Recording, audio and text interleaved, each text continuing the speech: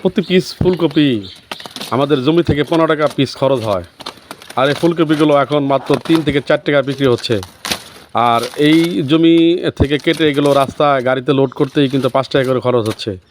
যার কারণে বন্ধুরা আজকে প্রতীকী হিসাবে আমি এই ফুলকপিগুলো ধ্বংস করতেছি, অর্থাৎ এগুলো ধ্বংস করা ছাড়া কোনো উপায় নাই। কারণ হচ্ছে এগুলো যদি বাজার বিক্রি করতে নেই, তবে সেক্ষেত্রে আমার লসের পরিমাণ দ্বিগুণ হবে। কারণ হচ্ছে এটা এক তো প্রোডাকশন থেকে শুরু করে এখন পর্যন্ত এটার কস্ট 15 টাকা করে পড়ে গেছে।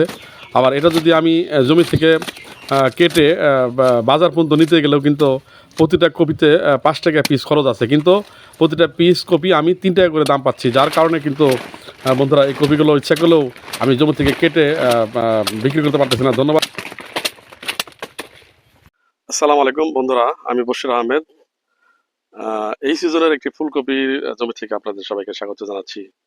বন্ধুরা, আগাম সিজনের ফুলকপি ক্ষেত করার পরে এখন কিন্তু আমি যে ক্ষেতগুলো করেছি, এখন আপনারা জানেন যে ফুলকপির দাম এত কমে গেছে যে, অর্থাৎ আমাদের এই যে গাছ আপনারা দেখতে পাচ্ছেন, দেখেন একটু আপনারা যদি দেখাই, তো ইয়ার একটা গাছ কিন্তু বন্ধুরা আমাদের এই ক্ষেত থেকে কিন্তু 15 টাকা পিস আমাদের কস্ট হয়েছে, খরচ হয়েছে। দেখতে পাচ্ছেন আরেকটা গাছ, এখানে বড় বড় কপি ধরেছে। আমি যদি ক্যামেরাটা এদিকে একটু আনি, দেখতে পাচ্ছেন যে কত বড় পরিমাণ কপি, অর্থাৎ এত বড় কপি। তারপরেও মানে এটা এই ক্ষেত্রে এই কপি কিন্তু আমাদের জমির থেকে প্রায় 15 টাকা পিস পড়ে গেছে। অর্থাৎ এই কপি কিন্তু এখন বাজারে মাত্র 5 টাকা পিস বিক্রি করতেছে যাচ্ছে। এই জন্য বন্ধুরা আমি মানে যে কপি কাটতে যে লেবার খরচ হয়, বা এটা গাড়িতে লোড করতে যে পরিমাণ খরচ হয়, তাতে আপনার 5 টাকা থেকে 7 টাকা পিস কিন্তু এই লোড করতে লাগে। তো সেক্ষেত্রে বাজারে নিয়ে এই কপি আসলে 5 টাকা পিস বিক্রি করলে আমাদের আসলে লস ছাড়া কোনো গতি নাই। এই জন্য দুঃখের বিষয়, আমি কিছু কপি মানে কাটা বন্ধ করে দিয়েছি, অর্থাৎ জমির থেকে কপি কিন্তু আর কাটতেছি না।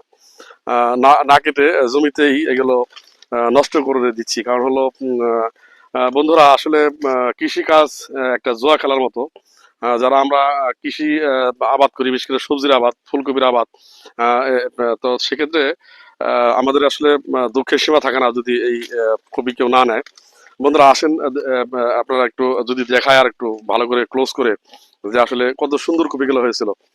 দেখতে পাচ্ছেন এই কপিগুলো কত ভালো মানের একটা কপি হয়েছিল। এই যে একটা এখানে যদি একটা দেখাই, তো অনেক মানে বড় মাপের কপি, অর্থাৎ এই সিজনে এত বড় মাপের কপি আসলে আমাদের জমি থেকে কিন্তু অনেকটাই খরচ হয়ে গেছে। কিন্তু মানে সবাই একই সময় এই কপির আসার কারণে কপির বাজার কিন্তু কমে গেছে। তো এই জন্য আমার কাছে যেটা মনে হয় যে এই কপির আবাদের পাশাপাশি বিকল্প কিছু বা আবাদ কিন্তু দরকার আছে। এখন মানুষ ভুট্টার দিকে ঝুঁকছে, এই তামাকের দিকে ঝুঁকছে, অর্থাৎ এইদিকেই এই ফুলকপির দিকে আর এইদিকে টাকা বেশি। এই জন্য আমার পরামর্শ হচ্ছে যে সবাই যদি এই ফুলকপি নিয়ে ব্যস্ত থাকি, তবে সেক্ষেত্রে কিন্তু আমাদের দাম এভাবে পড়ে যাবে, এবং আমরা যারা কৃষক রয়েছি, যারা সবজির আবাদ করি, তারা কিন্তু ধরা খেতে বাধ্য বন্ধুরা। এই জন্য সব মিলে ঝেলে কিন্তু আবাদ করা উচিত। এই সিজনে বন্ধুরা হোয়াইট স্টোন নামক যে একটা কপির আবাদ, সেটা কিন্তু একবারে মানুষ এত ব্যাপক পরিমাণ আবাদ করেছে যে এটা এবং বাম্পার ফলন হয়েছে, যার কারণে একসাথে এগুলো উঠেছে, যার কারণে কপি বাজার এখন কিন্তু বন্ধুরা একবারে ড্যামেজ হয়ে গেছে। দেখতে পাচ্ছেন আমরা এই কপি ক্ষেতটা দেখতে পাচ্ছেন, এটা কিন্তু আমরা কাটা বন্ধ করে দেবো, তখন আর কাটবো না। এখন জমিতে এই কপির ভিতরে আমরা ট্রাক্টর দিয়ে, বড় ট্রাক্টর দিয়ে হাল দিব, যদি কিছুটা জৈব সারের ব্যবস্থা করা যায়। এই তো ধন্যবাদ বন্ধুরা আমার এই ভিডিওটা দেখার জন্য। আর এটা একটা শিক্ষামূলক ভিডিও হতে পারে, কারণ হলো যারা আসলে ফুলকপির আবাদ করেন বা সবজির আবাদ করেন, তাদেরকে অবশ্যই মাথায় এটা রাখতে হবে যে কোনো ক্রমেই যেন বেশি করে আবাদ না করে। বেশি করে আবাদ করলে কিন্তু প্রবলেম আছে। হ্যাঁ, সব কৃষক যদি দেখা গেছে একই আবাদ করতে থাকি, তবে সেক্ষেত্রে এবছরের মতো ধরা খেতে হবে। এবছর বন্ধুরা ঢাকায় কিছু কিছু, আমি একদিন ঢাকা নিয়ে গেছি, তো সেক্ষেত্রে আমার গাড়ি ভাড়া ওঠা নাই, আমি কপি ওখানে ফালাই দিয়ে চলে আসছি, গাড়ি ভাড়া আমার নিজের পকেটে চলে গেছে। এই হলো অবস্থা বন্ধুরা। তো ঠিক আছে, ধন্যবাদ বন্ধুরা আমার সাথে থাকার জন্য। ভালো থাকবেন, আসসালামু আলাইকুম। তারপরেও কপিগুলো কেটে কাটছাট করে কিছুটা জৈব সার তৈরি করার জন্যই আমি এই কপিগুলো কেটে কেটে শুরু করতেছি। তো সবচেয়ে বড় কথা হচ্ছে, যখন এই ফুলকপি আসে, এগুলোকে আসলে পরিপক্ক হলে জমিতে বেশি দিন রাখা যাবে না, অর্থাৎ এটা ফুল ফুটে নষ্ট হয়ে যাবে। অন্যান্য সবজি বা অন্যান্য ফসল, যেমন অন্যান্য ফসল যেমন আপনার কিছুদিন রাখা যায়, কিন্তু এই ফুলকপি এমন একটা সবজি যেটা আসলে পরিপক্ক হয়ে গেলে বা ফুল ফুটলে এটা নির্দিষ্ট সময়ের একদিন পরে কাটলেই কিন্তু এটা নষ্ট হয়ে যায়, যার কারণে কিন্তু এই কৃষকরা একসাথে এই সবজি একসাথে বাজারে আসে, যার কারণে এর দাম পড়ে যায়। অর্থাৎ এটা তো আর এভাবে রাখা যায় না।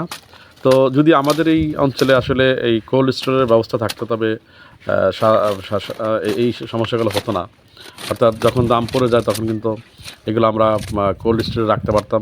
বিশ্বের বিভিন্ন উন্নত দেশে যেমন এই ব্যবস্থা রয়েছে যে সবজি যখন বেশি উঠে যায় তখন এরা কোল্ড স্টোরে রাখে, এবং যখন সবজির দাম আবার বেড়ে যায় তখন এটা কোল্ড স্টোর থেকে বের করে কিন্তু আবার এই চাহিদাটা এবং যোগানের এটা একটা ব্যালেন্স রাখে আর কি বন্ধুরা।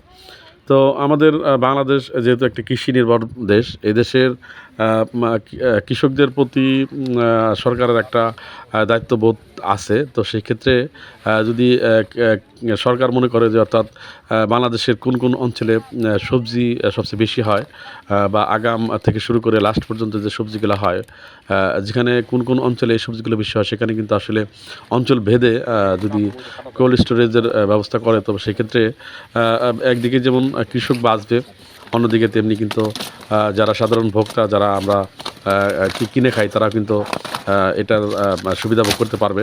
কারণ একটা কথা বন্ধুরা, আপনারা সবাই জানবেন যে আসলে যদি দাম যখন কমে যায় তখন কিন্তু আসলে আমরা মানে সস্তায় পাই, কিন্তু এই সস্তাটা কিন্তু বেশি দিনের জন্য না।